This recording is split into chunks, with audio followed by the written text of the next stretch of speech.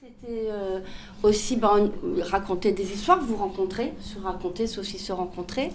Mais peut-être que si à un moment donné, peut-être que vous aussi vous avez des histoires à raconter, peut-être pas, il n'y a pas d'obligation, mais on verra.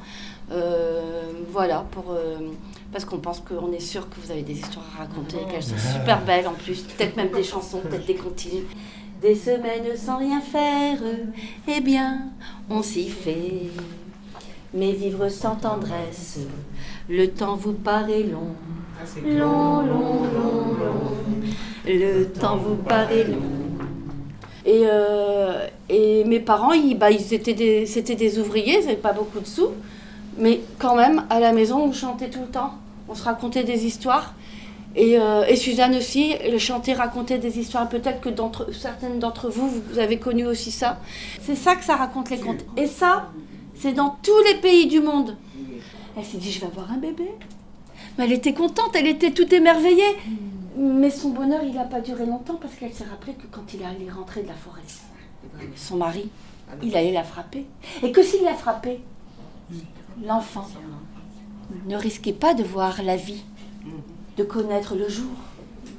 Qui est-ce qui veut parier avec moi? Alors, tout le monde baisse la tête. Allez, qui est-ce qui veut parier avec moi que je crois que personne n'est capable de prendre toutes ces briques avec ses seules mains et de les amener d'un côté de la cour à l'autre, avant le coucher du soleil. Allons. Qui veut parier? Silence de mort.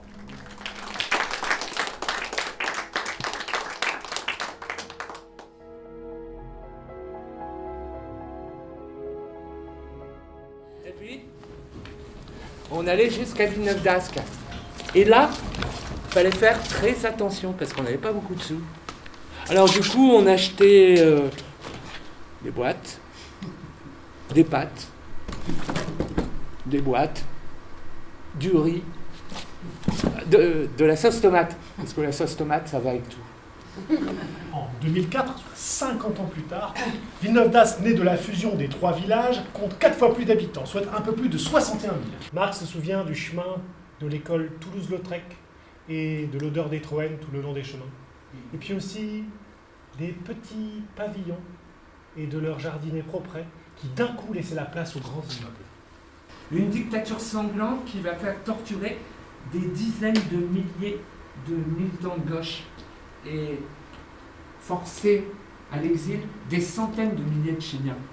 Et parmi ceux-là, il y a les 2 sœurs du Tchétcho qui viennent s'installer en Europe, dont Liliane, qui elle s'installe en 77 à Villeneuve d'Ascq.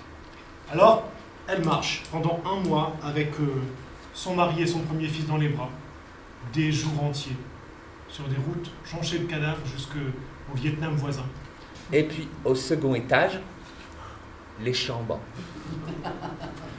Et puis Ernest et mon père sont devenus vraiment des grands amis. Ernest, il est mort. Lui, il avait quitté l'Espagne, la dictature, l'extrême droite. Et c'était à Villeneuve d'Ascq qu'il a fondé sa famille. Et c'est à Villeneuve d'Ascq qu'il est parti.